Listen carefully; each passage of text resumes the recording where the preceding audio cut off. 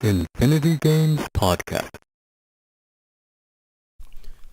Welcome to Infinity Games Podcast, episode 15. I am Jukeboxhero. I'm KelryxsKing. And today, we're going to be talking about what makes games bad. But before that, we're going to tell you what we've been playing lately, and a little comparison in our new segment, Then and Now, between controllers of old and controllers of today. Today is confusing. Maybe a little bit. Just a lot. Yeah, we'll get into that. Stay tuned. I was going to say, but before all that, Jukebox apparently bought something super badass the other day that apparently I need to know about, so... Yeah, specifically you. Yay. So, I took the girlfriend to West Edmonton Mall. Oh, shit. And afterwards, we're like, hey, let's go to this Goodwill that we never go to. It's kind of like, from where we live, it's like an hour and a half drive pretty much. So it's kind of out there. Brutal. So we were like, okay, we're already halfway there. Might as well. So I was digging through all the vinyl records and I only picked one out, whatever. There's a guy behind me. I'm like digging through the last 50 vinyl records. Yeah. And his wife comes up to him and she's like, oh, what you finding? He's like, Mozart, Bach, Disney lullabies, Disney Sing Your Kid to Sleep, and Princess Mononoke. Fucking music from the fucking motion picture. I was fucking salty. Oh, I bet. You know what, this isn't even what I want to tell you, but I was so fucking pissed off about it, because I've literally been looking for years for any Ghibli soundtrack. And I was like right about to go into those CDs, and this guy behind me just happens to get it, and he's saying it out loud, and I'm just saying like, did you say Mononoke? He's like, oh yeah. And I'm like, can I just have a look? Can I just slit your throat silently and walk out the door with this? Yeah, like I'm literally already on my knees looking up at him and this disc. Because I'm on the bottom row of fucking records, and I'm just like, no. And yeah, of course, I like go back to looking through my records, and he has to throw in just like, oh, look, it's in immaculate condition. I'm like sitting there crying to myself. Kari's just like, they're there. She wasn't there at the time, but it's just the brutality of buying things secondhand sometimes. Well, like, yeah. Sometimes you just miss things by seconds. You know what that reminds me of, real quick, is, who was it? I can't remember, but those guys that you were watching on YouTube for a while, and they'd like bum around to like GameStops and stuff and just try to find like old rare games or whatever. Yeah. And the one guy, it was the same thing. He was like looking at like the bottom shelf of these old NES games. Then all of a sudden, his buddy just like chasers. Just snatches in, and he's like, "What the fuck did you grab?" And it was the fucking Flintstones. Surprise at Dinosaur Peak. Yeah, which is what is it, like a $500 game? Yeah, I think it's gone up pretty significantly since then too. It's probably like 800 or something ridiculous like that now. Oh yeah, I can only imagine. Dude, That's exactly what that reminds me of. I'm so out of the loop on NES game prices. Like, that stuff's changed so ridiculously since I was like actually finding games, you know what I mean? Well, I mean, it's so up and down, right? Like, no, fucking NES games is like nothing but up, but like I haven't got a good haul for like 2 years at this point, so I haven't been looking into like what are these selling for, you know, what prices should I be paying kind of thing. So every once in a while, I'll just kind of like look back in and see that Mario Bros has gone up in value another $10 and just cry to myself because it's like the most common game ever. My coffee table is getting further and further away. Yep, the coffee table out of Mario and Duck Hunt cartridges. Yep. Oh boy. So anyways, he leaves, I finish looking through the records, and then I'm against the CD shelf scouring it, reading every single title, just hoping that maybe they missed something, because they walked out of there with a good stack of like 15 CDs or so. Bastards. Nah, he just got lucky, I'll let him have it. But So I'm scouring, and usually when I look through things, because, I got my fucking eagle eyes, I just scan across, and then I scan the other way, so I usually look through a whole shelf in like fucking a minute. Yeah. No, I'm reading every single goddamn title to make absolute sure I didn't miss anything, and I found one CD that they didn't find. And? It's the Tales of Xillia soundtrack sealed. Oh. For $2.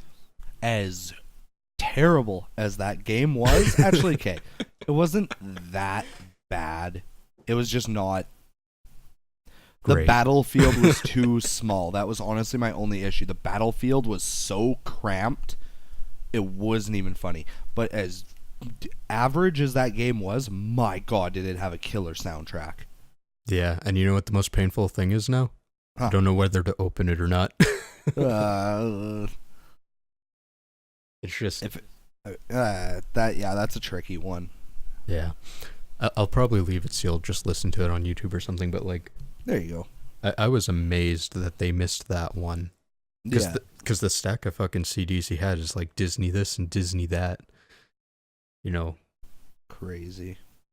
It's just one step away from the type of things that I'm looking for. The pain of collecting right there. We should have like a whole episode on how to collect.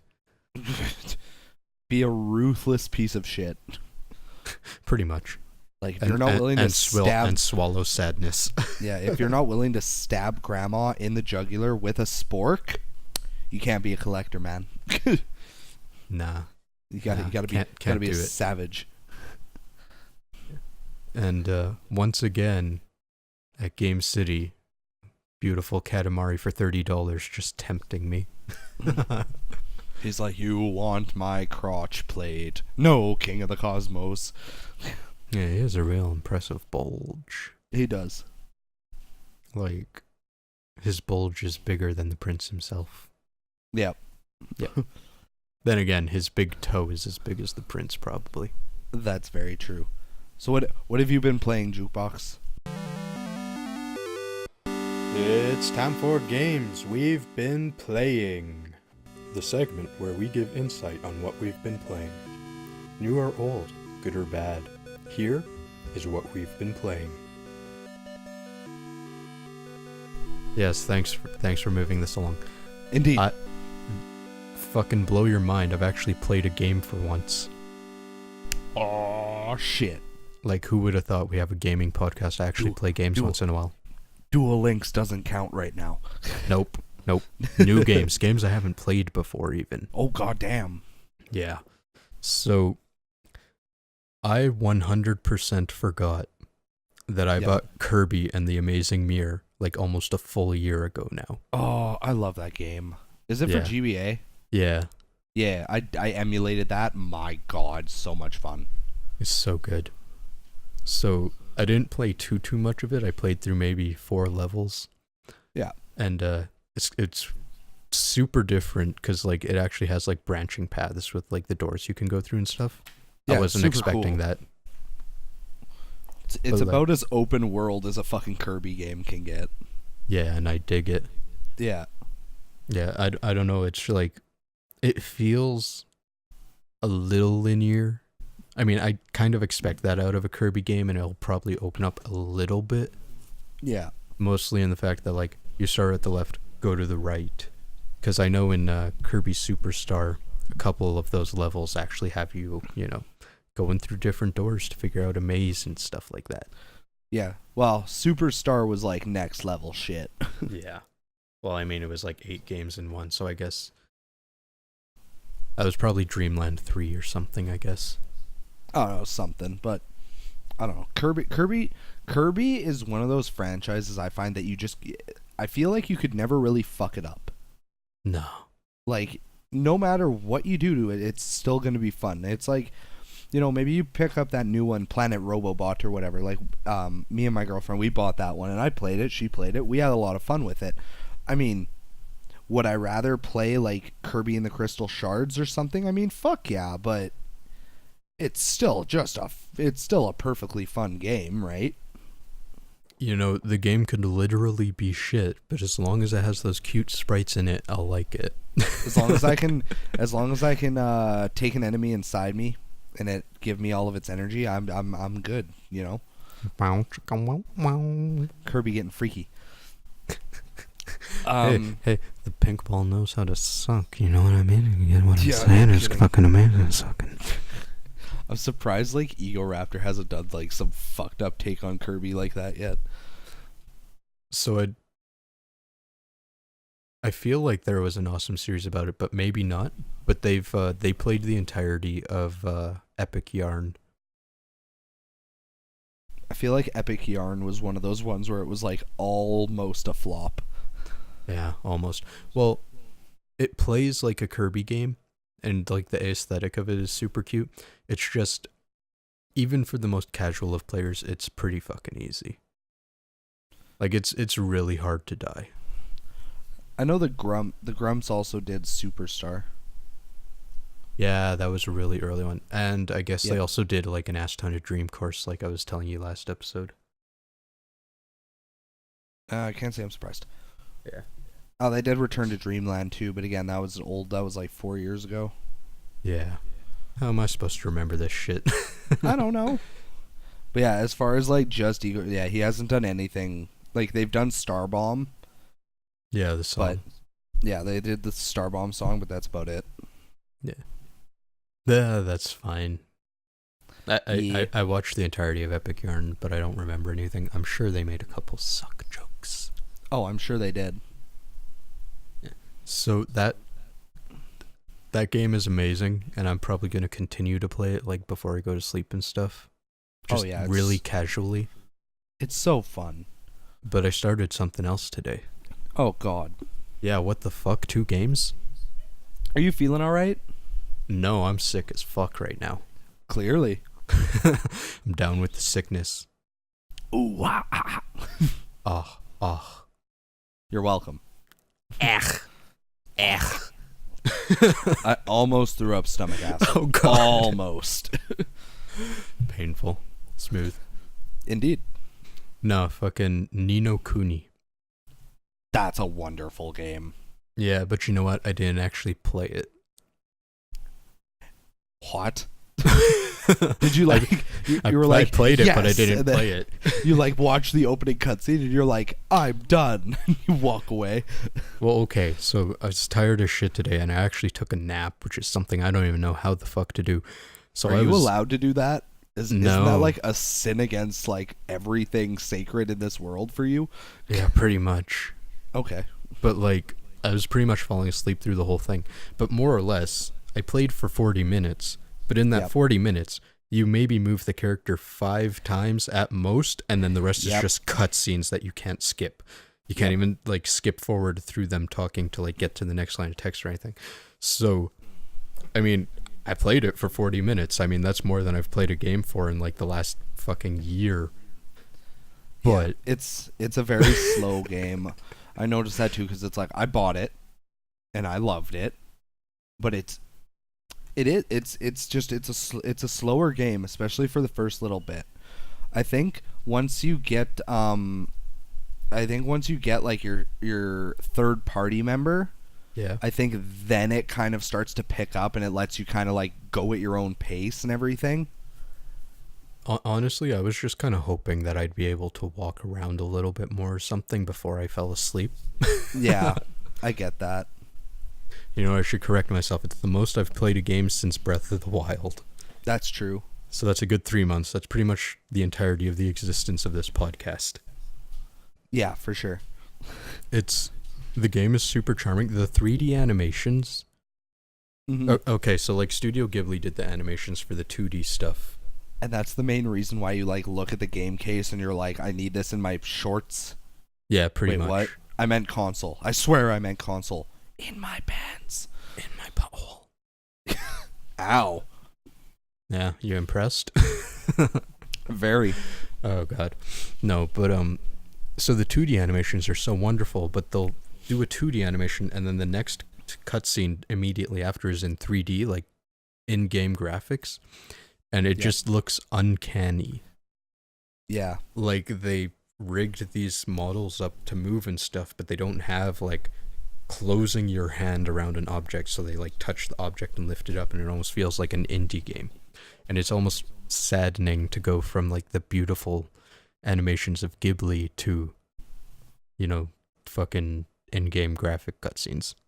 Yeah, I agree. It's a little I just think it's kind of crazy when it comes to games like that, where it's like, oh my god, they're so beautiful, and then you start to get into it, and you're like, they skipped some proofreading in a couple of spots, I think. Yeah.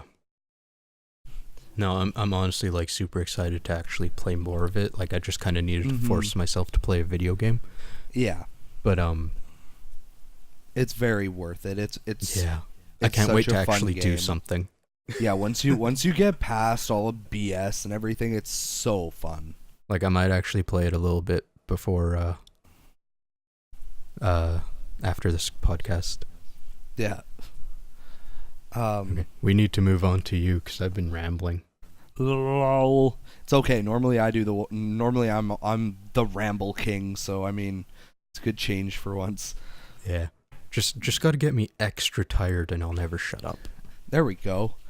So I mean, I'm pretty much the same. I've been playing all the same stuff. But one thing that I just picked up a complete random, because my you'll appreciate this, by the way, and it'll probably make you want to come over, and you and me will have to just play it for a while. But we bought her the BioShock collection for $30, which I thought was pretty ridiculous. Maybe. I mean, I'm pretty sure BioShock Infinite by itself still goes for $30. What'd you buy it on, though? PS4. Okay. So I thought it was a pretty sweet deal. But and then we also got her a little something called the Crash Bandicoot Insane Trilogy. Nice. Yeah. So you know what? I think I saw a picture of that on her Instagram. Oh, I'm sure you did. So there was the other day I was just sitting on the couch and I was like rewatching old YouTube videos, and I'm like, why the fuck am I not playing a game? And granted, like I kind of just want to like save all my like hardcore game energy for when I get Final Fantasy on Tuesday. Don't worry, everybody, you'll hear about that. So I was like, fuck it, like I'm bored. I'm just rewatching old YouTube videos. I might as well play a game. It's not like playing any game will make me more bored than I already am. So I was like, should I play some BioShock? I was like, not really feeling it. I was like, do I play Crash? I'm like, never really grew up with Crash, so I don't have like that hardcore like I need to play a nostalgia kind of thing. Right. So I'm just like looking through like old games and stuff, and I see my Kingdom Hearts 1.5 2.5 remaster for PS4, and I'm like, I mean, it has 6 games on it all. I gotta feel like one of them. So I put it in, and I'm like, which one do I want to play? And I'm like, you know what? Fuck it. I'm gonna play Kingdom Hearts Remastered Chain of Memories, which is a PS2 remaster version of the original Game Boy Advance game, and then of course it just got made prettier and it got put on PS4, blah blah blah. We've all heard about this. We all know what a remaster is. Right. So I started playing that, and like it's fun. Okay, so I know you've played it back in the day. If I remember, wasn't Chain of Memories like the black sheep of the bunch? Like, you know, amongst 80s and 90s of scores, it was the 170? Yeah, pretty much. Why is that? Because everybody was like, a new battle system, I don't like it. And I'm like, y'all get fucked. Because they made it for Game Boy Advance, which, granted, I don't understand, because it is a hardcore part of the Kingdom Hearts storyline. Like, Kingdom Hearts 2 picks up where Chain of Memories leaves off. Okay. So it's kind of important. Yeah, so it's like, if you play Kingdom Hearts 1 and you play Kingdom Hearts 2, you'll get to a point where you're like, why the fuck is Sora in this big white thing? Like, I'm very confused right now. Yeah, it's like, it's hard to explain. It's like a cryo chamber kind of thing. It just... Okay. it's pretty. It's like flowery looking. I'll send you a picture eventually. Okay. But so it's like if you played 1 and then immediately played 2, you'd be like, why is Sora in that? Like, I don't understand. He was fine at the end of the first game, and then you'd be like, yeah, whatever, it fucking doesn't matter. But then if you played Kingdom Hearts 1, then played Chain of Memories, and then played 2, then you understand why. So I always thought it was strange that they put one of the mainstream Kingdom Hearts games on a Nintendo platform instead of just making it on PlayStation or whatever. But I can't expect to know what Square Enix is thinking half the time, so fuck it. You know, I'm just going to take a random guess and say that after years and years of Square Enix, you know, not being on Nintendo platforms, yeah, once they finally got in and released a few things on the GameCube at the same time as the GBA, they were re-releasing like their Final Fantasy games and stuff on the GBA. They're like, hey, here's this pretty massive Nintendo platform. We could make money on this.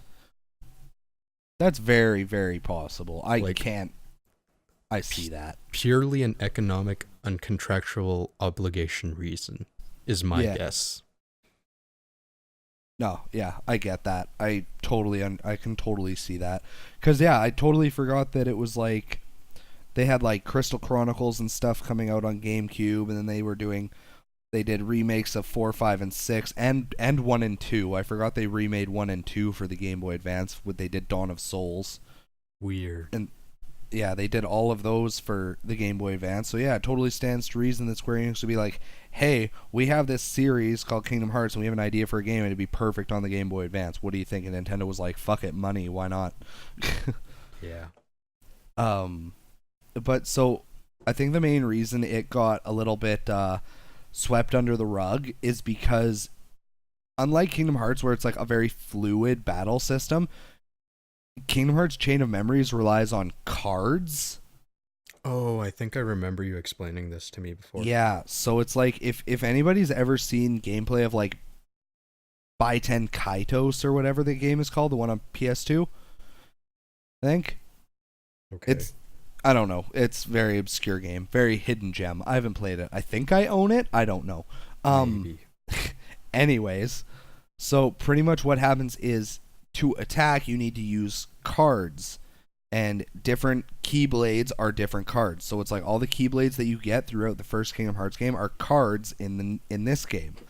So there's the Kingdom Key, there's the Olympia, there's the Metal Chocobo, there's the Wishing Lamp, the Pumpkin Head, like there's all of them, right? And they all have slightly different stats. Some of them hit harder, some of them recover faster, some of them allow you to swing your fucking Keyblade faster, for one. They increase your swing speed.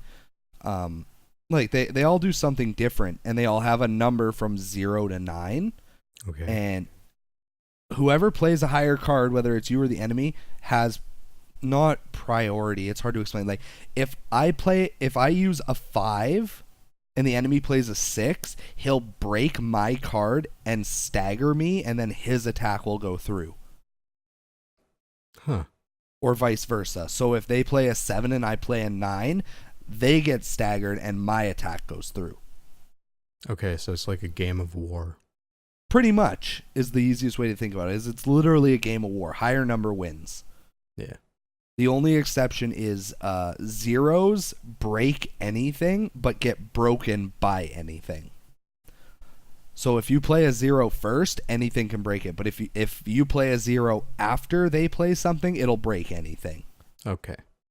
Which is important because you can like stack cards. So if I stack 3 9s, suddenly I technically have a combo worth 27. I can't exactly break that without a 0. Yeah. I don't know how I like that, because I assume near the end of the game you'll have like a multitude of cards, and pretty much all you're going to have in your deck is like 9s and 0s then. Yeah, essentially. Or is it better balanced than that, or is it just a chore at that point? It is honestly very hard to explain, because there's a big difference. When I played through the Game Boy Advance version, I literally stacked my deck. My deck had nothing in it except attack cards, cure magic, and that's it. But in the PS2 version, because the enemies are on a 3D plane, not a 2D plane, suddenly a lot of magic became more viable than it was in the Game Boy Advance version. So it's more worthwhile to, like, there were times where enemies or bosses that I literally beat without even breaking a sweat in the Game Boy Advance version, like, they work me the fuck over in this version. Strange. Like, it's a lot harder. So it's very hard to explain. Like, if you play it for a little while, you get the hang of it and you figure out what you're doing, and then it's a lot of fun, but it's definitely a scary kind of thing for any newcomer. Like, if somebody was like, hey, I want to try Kingdom Hearts, I found this Game Boy Advance game, I'd be like, I wouldn't. You know, I'm just trying to think of other games that use card-based systems, and all I can think of right now is Paper Mario Color Splash. But that's different. Probably, yeah, it's very different, but I mean, because, like, your attack power's on the card. It's not a game of war. I can't think of anything that's a game of war. You could, like, kind of half-ass try to think of it. It's like, if you've played, like, Hearthstone or anything like that, it's just a version of that where you can move your character around, in my opinion. I don't know. But anyway, so without rambling too long and trying to explain how the game works, if anybody's curious, just a quick YouTube search and it'll make sense pretty fast. It's a lot of fun. So I picked that up. I've been playing that. I'm probably gonna play that until Final Fantasy 12 comes out on Tuesday, and then I'll be like, goodbye, life. Don't forget to come out for an hour to record a podcast and tell everyone how wonderful it is. No, don't worry, I will. And then I'll disappear. Then I'll disappear until episode 42. Right. We're going to call you up, you're going to be in Japan, you're going to lose connection, you're going to fly here, and then you're going to tell us the asterisk thing. Exactly. It's all planned out. Yes. So, are we ready to go to our segment? I think we're ready for then and now. I'm just going to stick whatever music I create in there. Yay. Did you listen to last week's? No, I haven't gotten a chance yet. I keep forgetting. I'm gonna go find it. I'll find it after this. I'll literally, once we're done the podcast, I'll boot it up and you can listen to me. You can listen to my reaction through Discord. Oh, okay. So I won't explain it to you now. No. I was just fucking with you a little bit with the music. Good. Yeah. So, what we're going to be talking about today is video game controllers. Right? 4 bright buttons and 2 joysticks. Neo Geo. But yes, controllers. Oh, you're great. Because I thought missed that song. Me too. If anyone's wondering, Keith Apicary. Yeah, Keith Apicary, Neo Geo. He is a god among men. Yeah, close enough. You just got nice abs. Yes. Anyways, but yeah, so Jukebox and I thought it would be a good transition because we just talked about cords versus cordless in our last podcast. So I thought going from cords to controllers was just kind of the next a nice step. Transition. Yeah, right. So here's the first obvious comparison I'm going to make. We now have wireless controllers. They used to all be wired. Yeah, pretty much. How's that for a revelation? My mind got blown. Oh no. Please put it back in. We need you for this. You were about to say a thing. No. Stick it back in through your ear. Like, stick a straw in one ear and stick it in your mouth and put your brain on the other ear and then suck hard. Ow. Anyways. Oh, God. Okay, so... It's a vacuum, goddammit. So, of course, everybody, like... Controllers have changed a lot. Like, a lot. And, of course, it's like every system does controllers different. So, it's like, let me break this shit down for you real fast. We went from an Atari that's literally a joystick and a button Because we're talking about like console controllers. We're not talking about like arcades. I understand arcades had way more fucking buttons than that at that point in time. I don't give a shit. Actually, in 77 when the 2600 came out, what Shut the arcades? Fuck up. Shut the fuck up. You know what I mean. Oh, God, yeah. I hate you. Anyways. Fun fact. Computer Space is the first arcade game ever. Yep. And it had so many buttons that it confused people at the time because they weren't used to that. Yep. The quote-unquote second, except not actually, Pong had a paddle. Like a little dial. No Revolutionary. buttons. So, Go it's on. like... Are you sure? No. So, never is. So we went from, an Atari controller, which was literally a joystick and one button, and we went from that to... we're not talking about ColecoVisions and shit. Fuck that. No, fuck the number pads. This ain't Fuck no that telephone. shit. That doesn't fucking count. So then the next step was, of course, oh no, what do we do if we only have one button? How do we improve? Bam, 2 buttons, motherfucker. NES. So then, yeah, 2 buttons, a start button, and a select button. Damn. Options. Okay, so you had a Master System, so you know all about this. But for other people who don't know, it literally only had 2 buttons. Like, it had its directional pattern, whatever, but it had a button 1 and a button 2. There was no A and B. Yep. The pause button was on the console. Yep, that was fucking weird. I think it was button 2 doubles as a start button. So strange. So strange. So anyways, so then we went from that, we got an NES, and then it was like the start, select, A, B. And then we went up to, then it was like, we had the Genesis, which had 3 buttons. Some of the Genesis controllers, I think, had 6, didn't they? Yeah, so that was almost only because of Street Fighter 2. Yeah, that's what I thought. Because the Super NES had enough buttons to do all the punches and kicks, but the Genesis, if you play with the 3-button controller, I think you need to hit the start button to switch between kicks and punches or something, and it's really difficult, so they just made a 6-button version. Yeah. Which I think, because it was ABC XYZ is how they labeled those buttons. I think so. I could pull up a fucking picture real quick. Genesis 6-button controller. Google is a wonderful thing. Yeah, no kidding. It was... Yeah, you're right. A, B, C, X, Y, Z, and a start button. And shoulder pads. I think it has shoulder buttons. Yeah, it didn't. Doesn't it? No. Oh, it has a shoulder button. I can't read the word. Okay, anyways. Mode. It's a mode button. Weird. Anyways.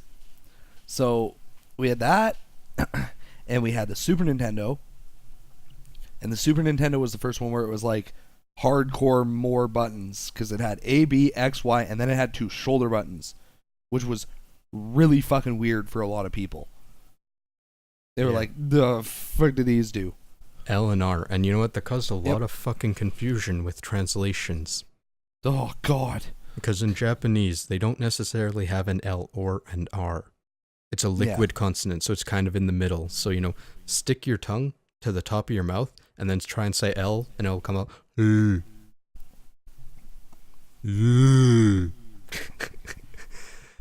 and it's like a mixture. Brain dead. No, it's like a mixture of an R and an L. So when in translation, people had to be like, press the R button, where they actually meant press the L button. Yeah, exactly. Oh. Yeah, Super Nintendo had a lot of wonky shit going on. And then we went from... I'm just pretty much going to focus on Nintendo, because Nintendo's kind of like gone batshit crazy with their stuff. Then I'm going to break off for 2 seconds and tell people about the Saturn. Go. So that Genesis 6-button controller is almost the exact same as the Sega Saturn controller, except the Sega Saturn has shoulder buttons. Gotcha. Yep. I'm looking up a picture. It's a little more edgy. I see. Okay, I got it. It looks comfy. It is. Nice. I've held one. One time. One time. Anyways, N64. Yeah, so then the N64 Revolutionary. came out, and everybody was like, are they fucked? Apparently you needed 3 hands to play that son of a bitch. Oh, God. To this day, I can't wrap my head around what they were thinking. I'll tell you. So, Please do. with the N64 was the first big commercial foray into 3D games. So they needed a way to move in 3D space, which is why there's an analog stick. That was their new revolutionary thing for moving in 3D. Of course. The reason why there's also a D-pad is because they expected 2D games to still kind of exist. They didn't expect all publishers to really know how to program for 3D space, so 2D games would still be around and you'd be able to move with the D-pad, because not everything needed that 3D analog stick. Gotcha. The layout of the buttons is still shit. Yeah. But I want you to imagine if that analog stick was below the D-pad, because you know how high that stick is, how uncomfortable that would be. Yeah, that'd be pretty shitty. So I think the idea is if a developer's going to be using one or the other, you're only ever going to be holding on to 2 grips at the same time. So having that weird third one isn't actually that big of a deal unless you have big hands. Yeah. Like, I don't experience this, but apparently it's a huge deal for, like, people with these monstrous hands that they can't hold them at the same time without their knuckles just grinding against each other. I don't know. I always thought the N64 controller was pretty comfy, to be completely honest. And that's, it's almost completely because of those grips. Yeah, like the grips are good. Like the controller looks fucking weird as hell, but it's still comfy, and it still does its job just fine. You know what's kind of nice about those grips? Huh. Is they carried on into the GameCube controller. Oh. And then the Wii nunchuck is almost the exact same shape as is the Wii Pro controller. Yep. So it just kept carrying forward, and that's why, like, the GameCube controller is so ridiculously comfy. I was gonna say GameCube controller. Did you mean the most comfy controller known to man? Yes. Yeah. Unless you're some crazy hipster who's never held one and swears by the 360. I was about to say, if I hear anybody tell me that they think a different controller is more comfy than a GameCube controller, I'll fight you. I will fight you on the spot. I will choke you the fuck out with a GameCube controller. Man. Watch me do it. You have a lot of analogies for going for the throat. It's a vulnerable area. Yeah. So I was gonna say, if we have fans who are like really, really badass animators or artists or whatever, please draw that. just draw a body with like a PS4 for a head. That's me. I was gonna say, use your artistic impressionist abilities to kind of assume what we look like by our voices. Indeed. Jesus Christ, that'd be a train wreck and a half, I'll tell you right now. Oh, God. I can see it now. It's just like a fat neckbeard with a PS4 controller for a head. I mean, yeah, that's pretty accurate, actually. No, it's not. I'm beautiful on the inside. But I'm beautiful in the pants. What? What? So then we got the GameCube controller. Stupid comfy. The analog stick was in a good place. The D-pad was made smaller and put under the analog stick just in case you needed it. And they added a C stick, which was interesting because the N64 had C buttons. Yeah. But to get a C stick was strange. See, I was a little confused by it too. I was wondering if maybe it had something to do with Smash Brothers. Like, I kind of doubt it, but maybe if he was like really influential and be like, hey, this is going to be a big selling game. We need to have that fast C-stick action, you know? Or I could see it. some GameCube games do use dual analog sticks for movement, like COD style, Call of Duty style. And it doesn't work well. Yeah, it absolutely blows. But it's the one thing the GameCube controller did so wrong, is if it's dual analog, just walk away. yeah, which is why I have such a hard time with Metroid Prime. But Yeah. it's like, so it kind of failed, but could you imagine if you had to do that with 4 separate buttons instead of that C-stick? It would be even worse. Yep, it'd be a literal nightmare. I remember trying to play.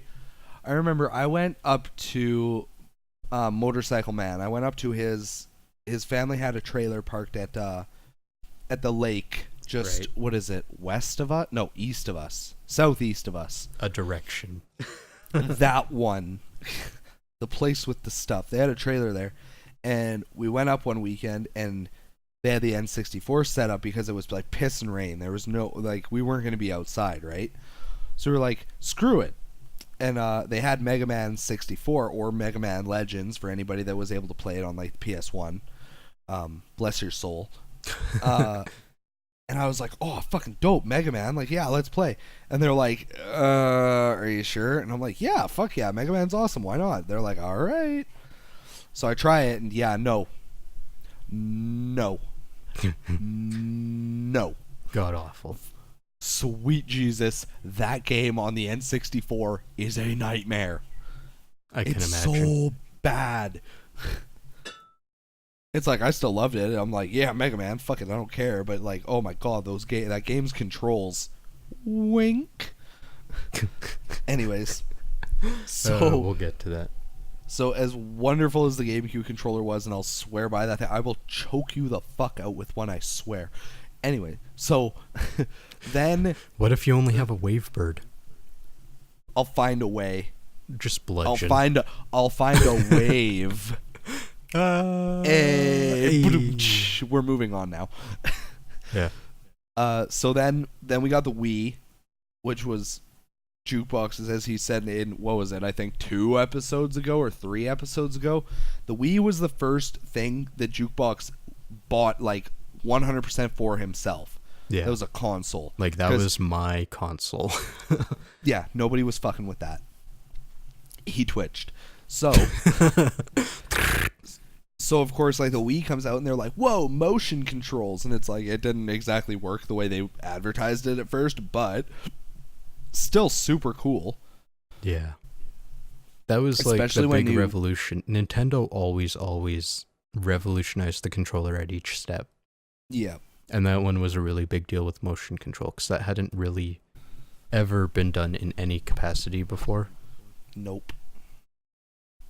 And the competition tried to copy it. It's like Sony tried with the PlayStation Move, which was kind of a bust. To my knowledge, it worked fairly well. Yeah. It just didn't sell because everybody was like, it's kind of a gimmick. Because, like, okay, so they tried to cash in on that casual market that the Wii just had a stranglehold on. So, Yeah. I mean, what games did they make for the PlayStation Move? There's a lot of fitness type stuff, but the only hardcore game you can really play with it is Killzone. So the market that already owns your PS3s and stuff aren't going to get it because they don't care. And the market you're trying to tap into already has a Wii because it's cheaper and better at what you're trying to emulate. Exactly. And then the Xbox tried with the Kinect. We all know how that went. Yeah, it's shitty. Yeah. Honestly, really cool idea. Still shitty. Very. It would have been super cool had they done it right and had it worked the way they were like, oh, the Kinect is amazing. And I'm like, it's kind of borderline. Yeah. Amazing concept, not so great in the execution. I can't remember, but wasn't the Kinect the fastest selling consumer electronic device or something for a long while? It was like 8 million units in 2 months. Something like that. I know it was gone fast. Yeah. I mean, you had Kinectimals, you had the Kinect Move or whatever the fuck their Wii Sports knockoff was. Yep. Adventure, Kinect Adventure. You're right, by the way. It's Guinness World Records officially Kinect is Guinness World Record officially the fastest selling consumer electronic device ever. How close were my numbers? Said More 8 than million 10 in 2 months. More than wait. It's not saying exactly. Because it says more than 10 million games have been sold worldwide to date. But that's games, not Kinects. Right.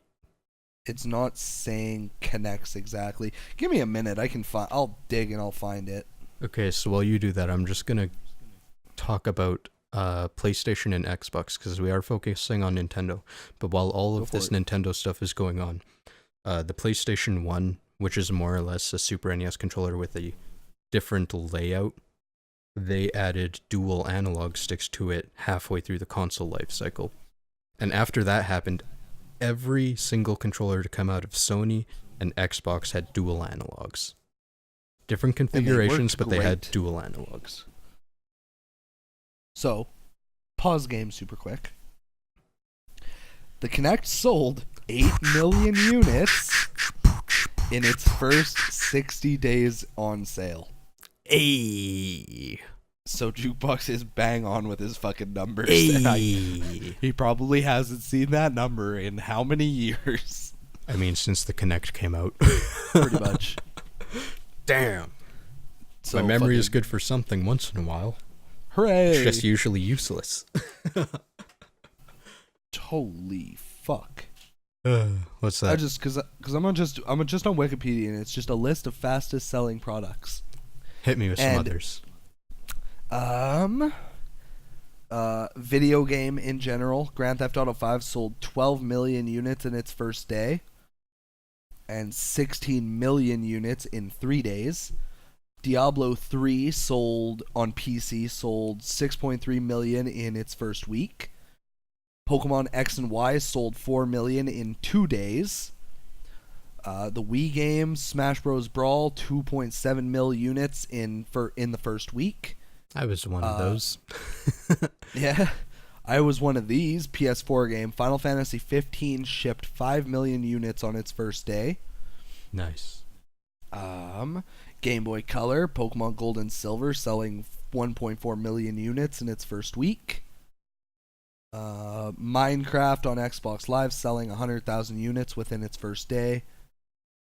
When you put that up against all those others, that doesn't sound nearly as impressive. Right?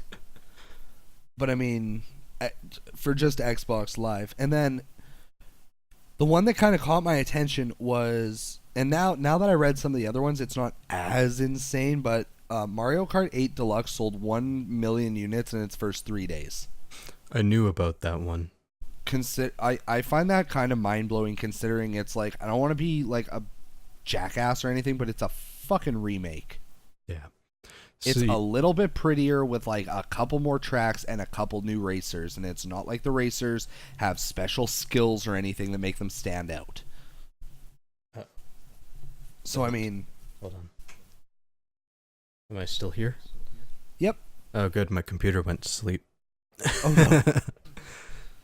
So I don't know, that one shocked me a little that it sold that much. I totally understand. Mario Kart is huge.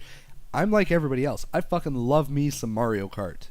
It's just that one kind of messes with me a little bit, because I'm like, guys, you had the game already on the Wii U. That's like, even though I said I was going to originally, it's like, if and when I get a Switch, I'm not buying Breath of the Wild on it.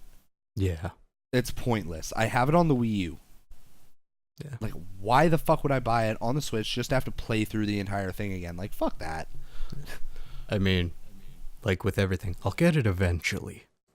Yeah, eventually I'll find it on sale or something. I'll be like, yay, Zelda on the Switch, I find everything eventually. Exactly. I usually try and wait till it's like between $2 and $5 though. Yeah. Her Jukebox has to wait a long time. Yeah. So, where were we? You were on the Wii, and then, we're probably on the Wii U now. Yeah, we got to the Wii U. So the Wii U was super cool because of the gamepad. So it was like, so we gotten, we had the Nintendo DS and stuff where it was like you're playing and then you have like an extra screen for like your inventory and stuff. The Wii U did that, but for console. Yeah. And it also gave you the option to take your console games portable with you, to prior a degree. to when this, to a degree. And like I said with the Switch, I expect to see a news article at some point about someone on a toilet dying playing these things. Oh, absolutely. I'm just twiddling my thumbs at this point. After eating Taco Bell, ask Jukebox. He'll tell you what Taco Bell does to your butthole. Oh, God. So, Fire! Fire! No more Diablo sauce, though. So I always thought that was cool. That, like, I thought it was cool for parents especially, and it's like, I'm not a parent and my parents didn't have to deal with this, but I always thought it was kind of nifty that if your kid had a Wii U and let's say he was playing why can't I Mario think of any Maker. Wii U games? Let's say he was playing Mario Maker or something, and you come over and let's say it's like your family only has like the one TV, and you're like, hey, I'm sorry bud, my show's on right now, like I need you to turn off your game. And your kid's just like, I gotta watch my football. Move it, loser.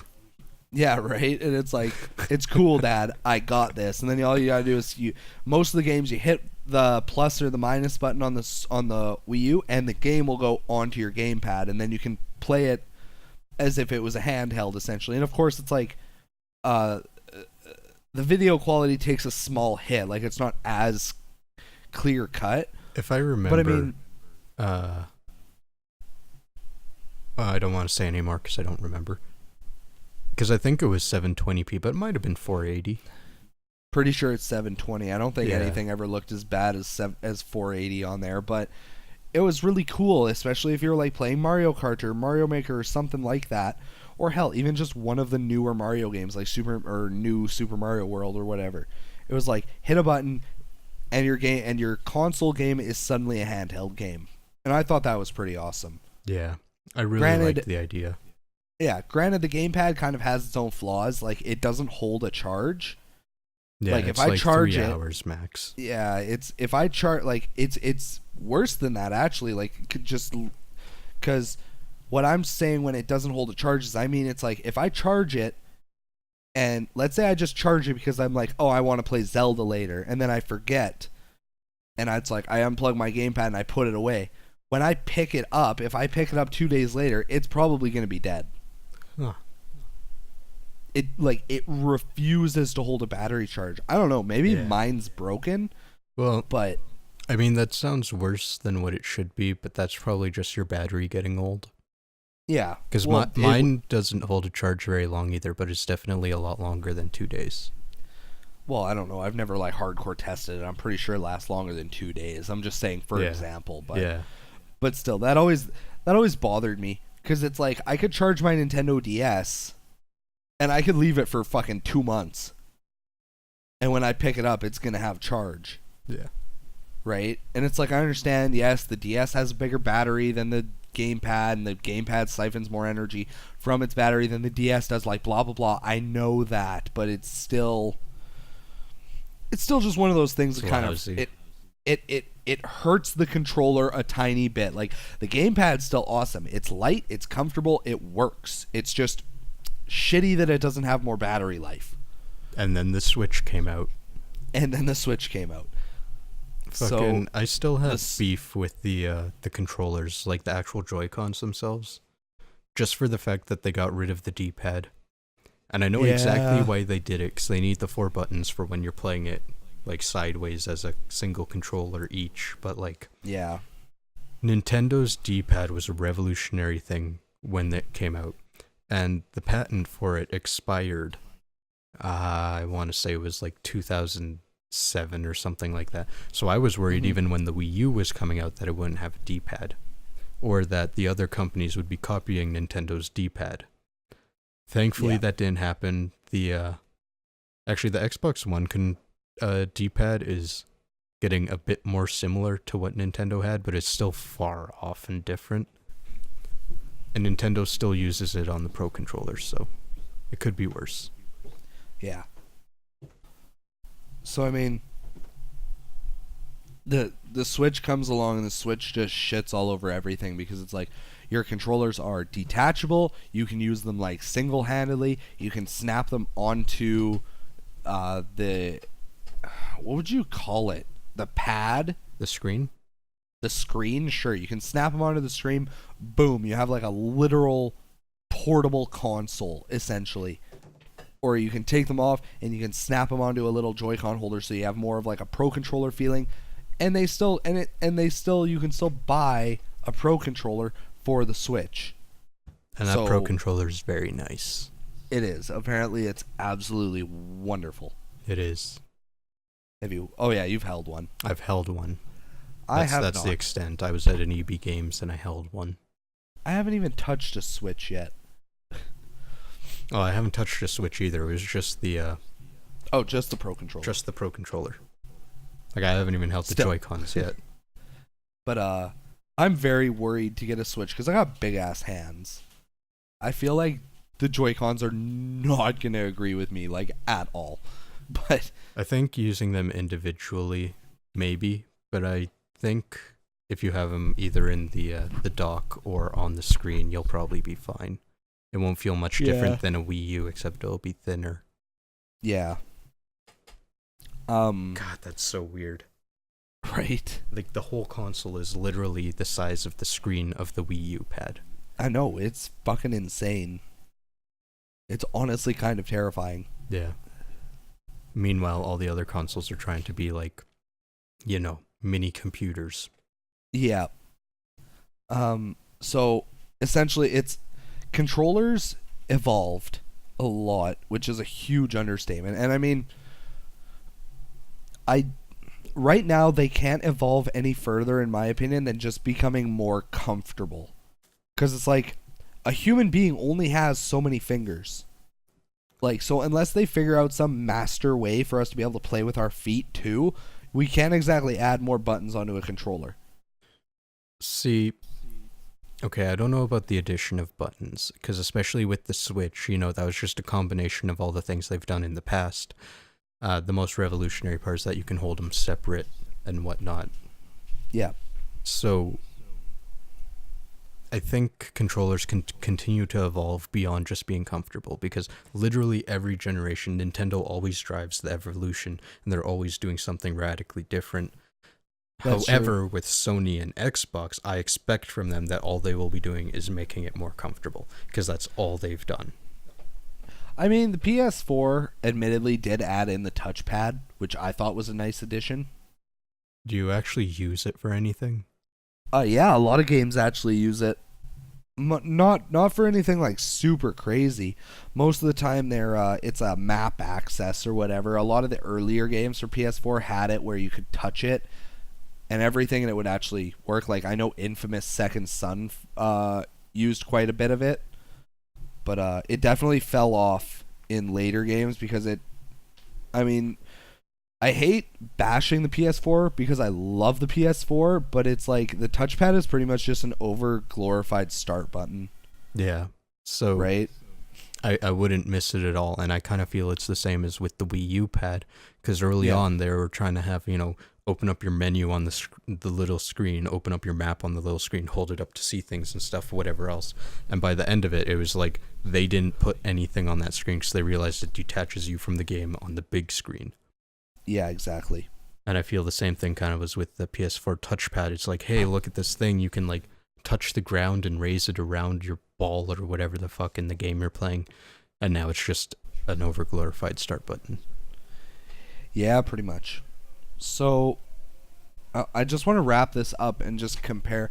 I had Jukebox look at what a SCUF controller is. Yes. SCUF is they're a company that specializes in like competitive controllers. SCUF so gaming. Essentially, SCUF gaming, exactly. So what they'll do is they'll take a PlayStation 4 controller and they'll what's the word for it? They install and adjust other options for it. So the newest edition of SCUFs have 4 extra paddles on the back of the controller that you can map to any button you want. So if you want your jump button as like a button your like ring finger can hit on the back of your controller, you can do that. So suddenly while you're playing Overwatch on your PS4, you can jump and aim at the same time without any issue, because your thumb doesn't have to try and do 4 different things at once. Yeah. Right? And then scuffs also add in so that you your like L2 R2 buttons, like your bumpers, you can adjust how much they click down. So if you need to like rapid fire, you can make it so that they barely need to move to actually register a button click. And it's just such an insane far cry away from what like Atari and NES controllers used to be. Yeah. It was literally 2 buttons and a fucking D-pad. And before that, it was a fucking joystick and a button. 1 button. Not a start button, not a select button. A button. Bright red button. Yeah, big red button. Yeah. And now we literally have controllers with 2 joysticks, 4 buttons for the D-pad, assuming your D-pad isn't like a hard circle, because I know you can get controllers with those as opposed. I don't know why you would. Gross. But so you have 4 D-pad buttons, 4, your square, circle, triangle, X buttons. I'm going to go off of a PS4 SCUF controller. So you have 2 joysticks. You have your D-pad, which is technically 4 buttons. You have your X, circle, square, and triangle buttons. That's another 4 buttons. We're up to 8. You have an option button, a share button, and your touchpad. Now we're up to 11. You have your L1, R1, L2, R2.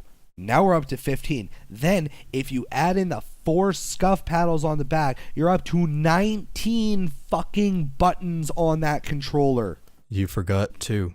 So you said the joysticks? When you press the joysticks down, those are also buttons. Okay, R3 and L3. So we're up to 21. And then I also forgot the PlayStation button. So we're up to 22 buttons total on that bitch. Fuck. Yeah. I have 10 fingers. I don't know about everybody else, but I only have 10 fingers. Honestly, that is a third-party thing, and they've done that for the past generations and stuff. It is. Through different companies, but the very fact of how far we've come. Yeah. It's no wonder our parents can't play PlayStations. That's just it. I remember, it's one of those things where it's like, kids will adapt so fast. Right? No, if you grow up with it, right? Yeah, exactly. It's like you look at like the nerd, like him and Mike. They do their James and Mike Mondays or whatever, where they'll just play like random games. Yeah. And he's not inept, but it's like this is a man who has beaten ghouls and ghosts, and God knows how many other hard games. I'm drawing a blank on his fucking Castlevania 2. It was Castlevania 2, fucking all the Castlevanias, right? Right. Like, I'm drawing a blank on his like actual scorecard right now, but you go from a man who's beaten all of these insanely difficult games on NES and Super Nintendo and stuff to, he's average when it comes to playing like an Xbox 360 or a PS3 everything. He's not as hardcore because his brain just can't wrap around the difference. Yeah. And it'd be the same now if I had been playing NES from when I first had an NES until now, and then I tried picking up a fucking PlayStation controller. No. So I mean, that shit happened to Jukebox, for example. Yeah. So like,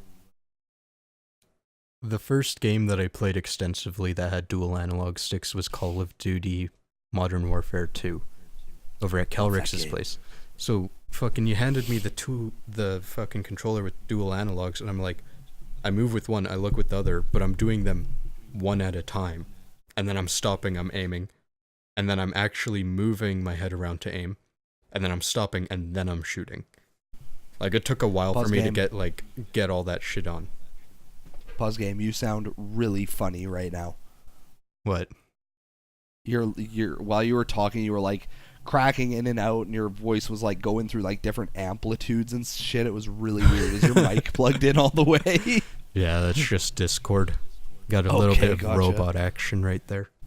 Yeah, for sure. I was like, whoa, okay. But yeah, it took me time to wrap my head around how to actually, coordinate these movements to play well. And, after a few days, he did just fine. But the first couple of days he tried, oh, man. I mean, it could be way worse because it's like your uncle came over once when you had Black Ops, and he's like, let me play, I want to shoot a guy or whatever. And you like hand him the controller and he's like, I don't know what to do. How do I even? Like, I at least had a fucking idea. I didn't need you to explain it to me. Yeah, exactly. It wasn't like, okay, this one jumps. Which one jumps? The one I just pointed to. This one. No. But I distinctly remember with your uncle, he couldn't do anything. So you took the controller from him, walked to the character directly in front of yours, pointed it at your head, and you were like, press this trigger. And then he fucked it up, and he's like staring at the ground, and you're like, oh my god. Like, okay, you can go now. You killed him. Good job. But yeah, I don't know. Boy. It's just one of those things. It's crazy, and it's eventually like one day we're gonna have fucking hardcore VR and shit. I mean, we'll reach the Oculus. Point. We'll reach the point where we have like VR and connect at the same time. Yeah, exactly. Like we'll have nerve gear from SAO. That's what we'll have. Oh god. We'll all be vegetables. Wonderful. But yeah, so I just think it's crazy, right? Is especially when you talk to people, it's like I work with lots of guys where they're in their 30s and their 40s, and it's the same thing. It's like a lot of them have picked up PC gaming. Some of them pick up Xbox and stuff, and then some of them are like, I don't know how my kids do all that. Like, I don't know how they can look in 10 different places at once. And I'm like, I mean, it's kind of the same way. Like, for example, if it's like some guy and he's like a huge football guy and he like knows all the players and he knows like all their stats and he knows like, and he could tell you who won the Super Bowl 15 years ago and shit like that. It's like, it's kind of the same thing. It's just how your brain is fucking hardwired. Yeah. And it also kind of depends on, what do you actually care about? Because if you don't give a shit about games, why are you going to learn how to use the controller? Well, yeah, it's the same when people are like, oh my god, you read really fast. And I'm like, well, it's not that simple. It's not that I read fast. It's that I read through things I find interesting fast. Like, I couldn't read a school textbook. Like, God, no. Like, I'm not Jukebox. Jukebox is, like, I bow to him. I mean, fuck. I would have fell asleep. But it's like, I can read my Percy Jackson books. I can bang out 2 of those a day if I wanted to. I love reading those. But I couldn't just pick up, like, I don't know, fucking some shit like Tolstoy or something. I couldn't, like, power read that. Moby Dick. Yeah. Right? So it's all a matter of how your brain's hardwired, and that's rule number 1 when it comes to controllers. Either you're going to be able to adapt and you're going to be able to figure it out no problem, or you're going to fucking fumble and fall on your face. Yeah. And if you give enough of a shit, you'll continue fumbling until you're good at it. Yeah. Like with literally anything else. But there's a big difference where it's like, for example, let's say I took like one of my grandparents, right? Let's say they've never touched a video game before in their life. If I gave them Call of Duty on PS4 versus Mario on an NES, it's like, which one do you think they're going to pick up faster? Yeah. Probably Mario. Could you imagine like Grandpa's like just a complete badass? He's like, I remember when I was in the Navy, it was way fucking harder than this. Fucking Jesus. I'd be a little scared. I would also be very scared. I'd be like, shit, Grandpa's about to go postal. I need to leave. Oh boy. But it's just that. Controllers were super simple back in the day. They were literally designed to do their job and nothing else. Whereas now controllers are designed with like a bunch of extra gimmicks and shit like that. And it's appreciated, but it's unnecessary. Yeah. Yeah. It's like, as much as I love having my PS4 button with my touchpad and a share button so that I can share like photos and videos instantly to Twitter and shit, I don't need it, You could have easily just programmed like photo mode into all the games or whatever. Yeah. Which, I mean, they pretty much already have, so fucking whatever. Exactly. So, I don't know. Is there anything else you want to touch on, or do you want to wrap up our little then and now on controllers? No, I think we've done it justice. Yay! Honestly, we've been recording for so long, we could just wrap up this whole thing right now. Yeah, probably. We'll talk about what makes games bad, and I think I think Jukebox and I both have, like, the one bad controls make a game bad. Yeah. The graphics are subpar. I can fucking deal with it. The music isn't all there. I can fucking deal with it. The story's a little lackluster. The characters don't have enough development. Fucking minor shit. If I can't jump over a fucking hole, I'm not playing your goddamn game. TMNT. Yeah, no Walk fucking over care. this fucking hole. Like, honestly, the combination of all those other things will make a game bad too. But the thing that is most paramount is being able to actually play the fucking game. And it's like, I know we reference him a lot, and I mean, he's a god to us, so I don't really care. Nerd. The Angry Video Game Nerd, watch any of his videos. 9 out of 10 times, his main fucking anger thing is shitty fucking controls. Yeah. Every fucking time. Like, Game is stupid difficult, he doesn't really care. Game is like, the story is complete bullshit, he doesn't really fucking care.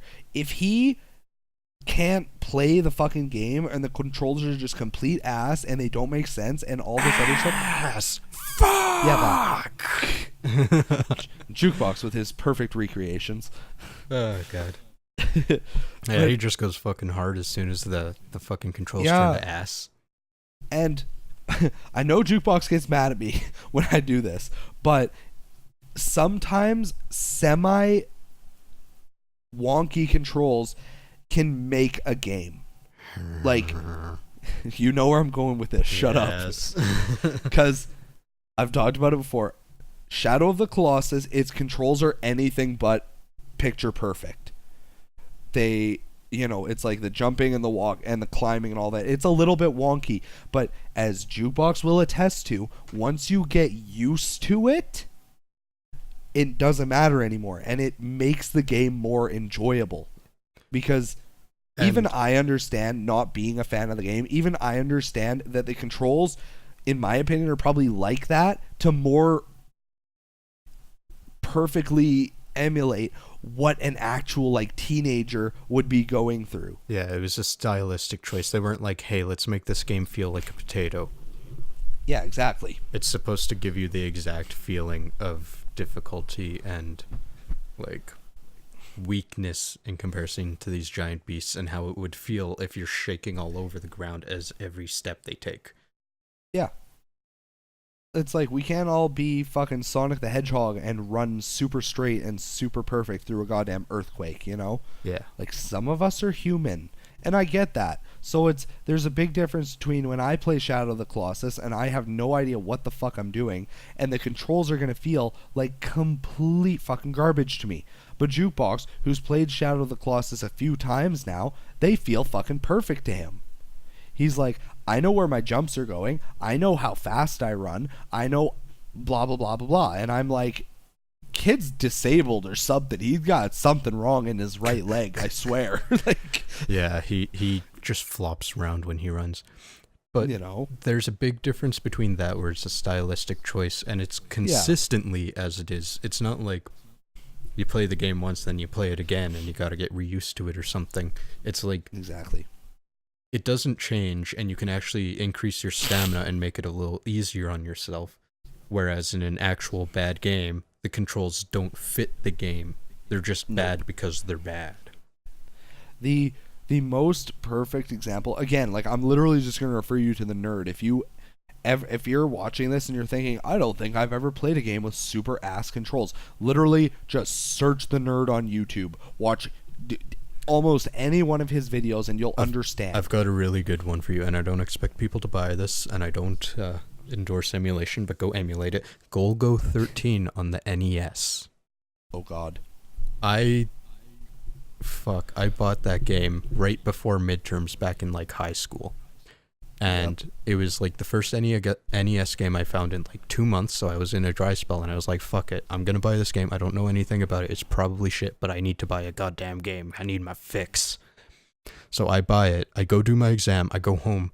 I played it for literally 30 seconds and never touched it again because it's so fucking horrid. Yep. Like, I don't even remember everything about it, but the one part I do remember is you go into like a first person mode where you have to use the D-pad to aim at people on the screen to shoot. Oh. Can you imagine playing a light game without the light gun? Fuck that. Exactly. It's so goddamn horrid. And just to clarify for everybody, there's a very big difference between bad controls, unrefined controls, and something more similar to what Shadow of the Colossus is, where it's like, you know, maybe you pick up a game for the first time and you're like, ah, Jesus Christ, what the hell is wrong, right? Hold on, and 2 it's seconds. just a stylistic choice.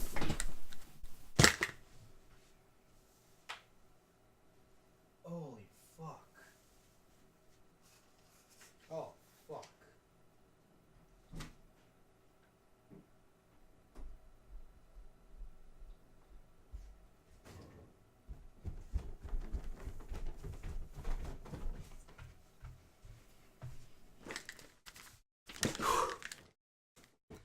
I'm back. Dun dun. Oh, God. I'm out of breath now. What the fuck? That was literally like the biggest spider I've ever seen in my life. Yeah.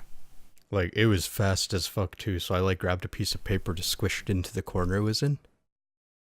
It fucking popped a bunch of babies. Oh, no. Yeah, so they're crawling all over the fucking... I literally went and got a lighter and burnt them. Nice. I know a lot of people Burn will the house joke, down. spider, burn it with fire, burn it with fire. I literally just burnt it with fire. I love you. That was gross as fuck, man. Holy shit. I bet. Because you know those... You know how my floor is very 70s and it's just like this really trippy bunch of triangles and squares and shit? Yep. It looked like one of the squares was moving. Ah. Yeah. Not okay. Oh, very, God, very that was gross. Not okay. Because, like, I squished it, and I, like, squished it into the stairs in the corner. And it's, like, black there. And I'm like, oh, fuck, did it move? Did I get it? And all of a sudden, all these tiny little things are crawling out onto my hand over the paper. I'm like, oh, God, no. Yeah, not okay. Not okay. Where was we? Where was we? Oh, right. There's a big difference between bad controls, unrefined controls, and stylistic decisions where people might confuse it for bad controls. Yeah. Right? Like an example of unrefined controls. Oh, fuck, I'm drawing a blank right now. I had one in my head. How about Castlevania? Castlevania's a good one. Yeah. Right? It's like Castlevania controls fine. It controls really good, honestly. Like the whip is good, the jump is good. It's just a matter of more often than not the jump can fuck the jump literally kills you more often than the monsters do. Yeah. Like honestly. It's you have that moment of regret as you're like jumping into something or jumping into a pit and you're just like, oh no. This doesn't end well for me. And then he reaches the top of that arc and then just drops. Yeah, exactly. Yeah. And the fact that it feels so slow, which once again is mostly a stylistic thing, feels a little unrefined. Especially once you get into the sequels and he whips at full speed. Yeah, and then shit like Super Castlevania 4 where it's like, bam, 8 directions, bitch. Yeah. And in that one, it feels unrefined because there's no reason to have that alt weapon, so why do you even have this extra attack? Yeah, because the whip is so OP in that game. Yeah. It's like they completely got rid of the challenge. Yeah. So there's a very big difference. You know, it's like there's bad controls like shit like Jukebox just said with like Go-Go 13, you know, Blech. or God, why am I just drawing like a huge blank on like all the games that have just complete ass controls? Sonic Winter 06. games. Sonic 06. Sweet God, Sonic 06. So Sonic 06 controls are... You know what? That actually might fall under unrefined, because the only reason I can't deal with the controls is because he moves too fast. Like, I go to talk to someone and I just run in circles around them. I agree. I think that falls more under unrefined. Yeah.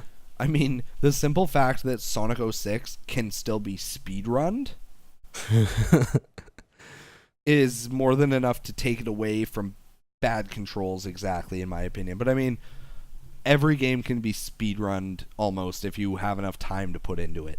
Yeah. You know what I mean? But it's just, it's one of those things. I can't really think of anything else.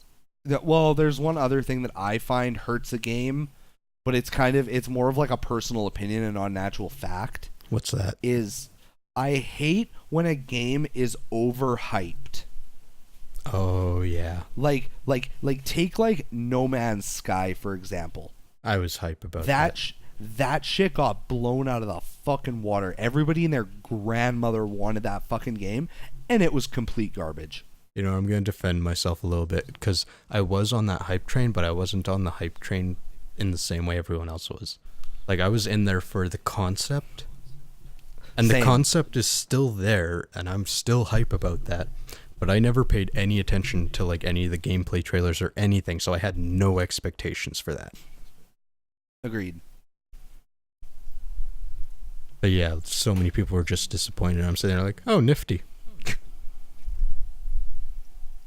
Yeah. No, I think the concept was super cool. The idea of like all these different planets that you can explore to the point where the chances you'll actually run into another player are very small. Like, that's a crazy cool concept. It's just, you know, don't promise and overhype your game if you know your game is garbage. Just saying. So yeah, saying. that's always hurt games for me. Is if I'm literally like on YouTube and every other video I watch has a fucking trailer for this game, Destiny not included because Destiny is a good game, but if every other trailer is for this fucking game, I don't really want to see any more of the game. It hurts me wanting the game because I'm just like, Jesus fuck, I've seen half of it through trailers already, you know? Yeah, that hurts too. It doesn't, yeah, because it's like, the same thing does happen with Destiny. It's like, when The Taken King was coming out, I got really sick and tired of seeing that fucking trailer on YouTube. I honestly did. But it didn't take away from the awesome experience that was The Taken King. It was just, right. I was so sick of watching the video. I was just like, Jesus fuck, can September get here already so I can stop seeing this? You know? For a second there, you actually kind of reminded me of something, and it may stem from bad controls, but there was this period, so if you're a retro gamer, I mean, you'll get this, when everything was transitioning to 3D, and games heralded back then as amazing and great and wonderful feel horrible now because of the evolution of games in 3D space. Yep. So back then you didn't really have something to compare it to, and so the game I'm thinking of is GoldenEye 007 on the N64. Oh, it's such a good game, but just compared now, it's like, oh god. Yeah, so I don't have nostalgia goggles or anything for it though, because I never experienced it back in the day. The first time I ever played it was 2012. Actually, it was 2011. I only played it, I think, a couple of times as a kid, and it was really unfortunate because the older kid that we played with, gee, take a wild guess what character he played as most of the time. Shorty. Fucking Rim Job. Or Odd Job, whatever the fuck your name is. Something's on Kelryx's mind. So, you know, it hurt the experience, because it's like, first of all, it's like we hadn't played the game before, so we're already at a disadvantage, and then he picks the cheapest character in the fucking game. No kidding. So it's like all he does is literally curb stomp us the whole time. So I was like, this game is fucking ass. It's like, no, GoldenEye's a really good game, especially with friends. It's just, would I rather play like something like fucking, would I rather just like boot up like fucking Black Ops or something and play zombies or play, you know, like split screen multiplayer on a game like that? Yeah. Yeah. So with 007, what got me beyond the controls, because I wasn't used to that kind of controls either, was just the layouts and the texturing. So we were playing in this place that had the same gray-ass concrete texture for literally everything, and I could never, ever, ever tell where the hell I was. I get that. Yeah. It's just... And I hate it because I used to love the N64, and now it's like one of my least favorite consoles because everything feels so uncanny to me. It's like even playing Mario Kart 64, the drifting just doesn't feel the same, and I can't get used to it anymore like I did back in the day. And it's unfortunate because in my opinion, Mario Kart 64 is still probably one of, if not the best Mario Kart to come out. Like that was my absolute favorite for the longest time. Like, I love Double Dash to fucking death. But 64 beats it out just by a tiny bit. Just because it's just so satisfying. You know what I mean? Honestly, like, it feels good. It's for me, it's the level designs. I feel they haven't been as good since Mario Kart 64. Agree. Like, I also agree. Okay, it's not like they're worse or anything. It's just... I don't know what it is about it. They just felt good. Maybe it's because they weren't as long. Yeah, maybe. It might be part of it. With the exception of goddamn Rainbow Road. Yeah, you know, because they fucking remade that in Mario Kart 8 and made it one lap. Yep. 5-minute race later. But yeah, I don't know. It's, as far as a bad game, the main thing is just bad controls. Yeah.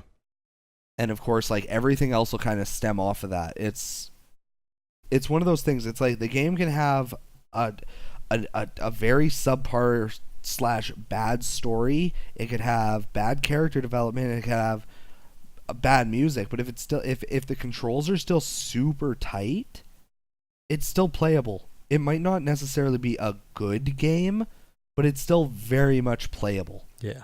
So, you know, one of the things, music, because I can't necessarily think of anything modern.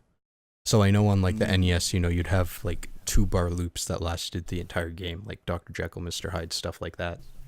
Yeah. And that's shitty, but I can't think of a single game nowadays that actually has bad music.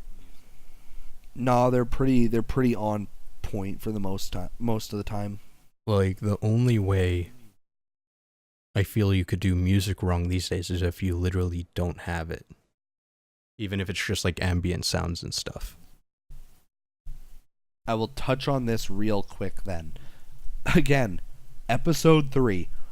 But that was a huge thing that bothered me when I first played Breath. It was a huge thing that bothered me when I first played Breath of the Wild. I got out of like the main little start area where you get your Sheikah slate and your clothes and everything, and you walk onto the Great Plateau, and I was like, I'm fucking ready. And then no music. And I was just like, is my Wii U broken? Was this a Switch exclusive? Does only the Switch get music? I'm very confused right now.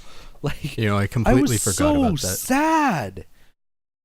I was so sad because you play Ocarina of Time, you get into Hyrule Field. What's the first thing?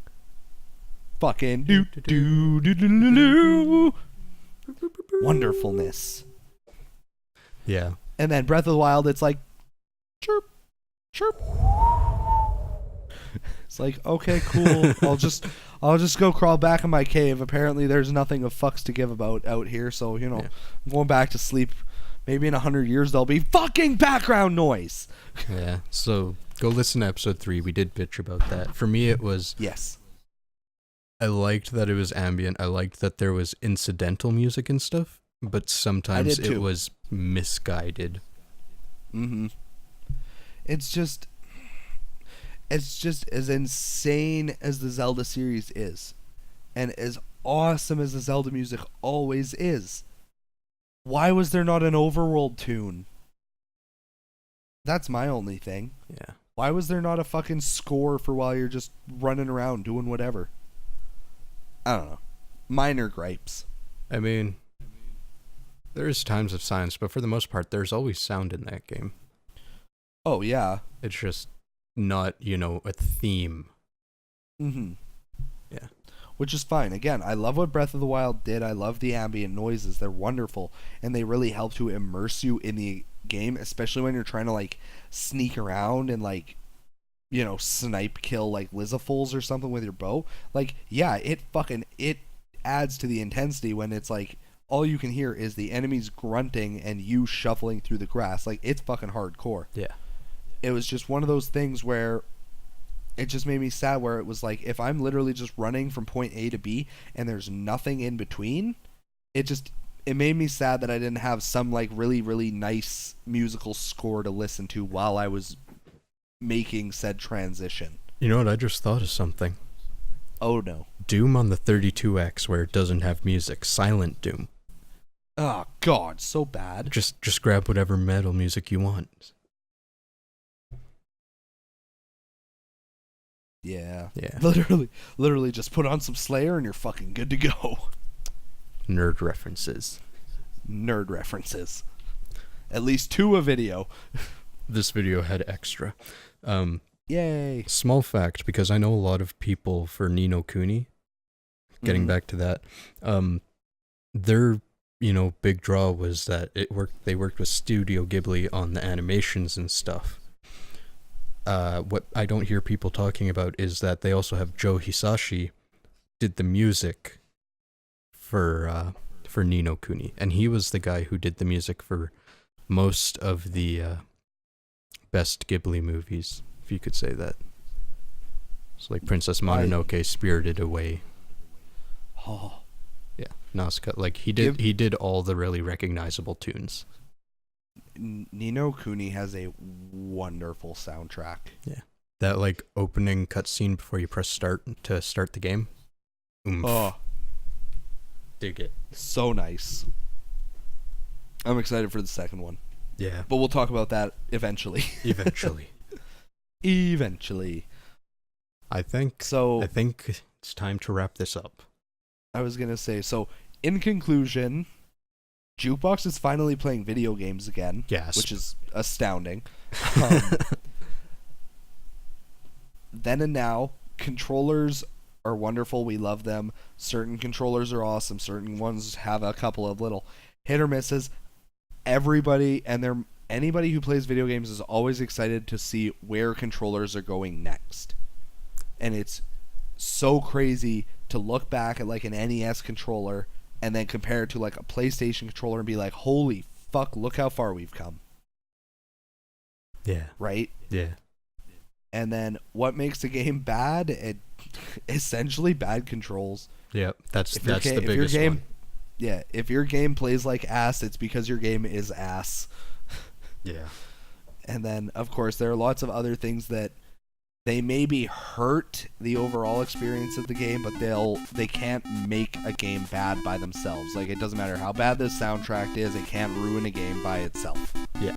It's got to be a culmination of things. It has to be. It's literally either everything else or bad controls. Yeah. Or if you're really unlucky, all of them, and you just wasted your money on a shit game. Welcome to the 80s. Oh, God. Anyways. I'm Jukeboxhero. And I'm KelryxsKing. Bye-bye. Bye. Hi. Hi. Bye.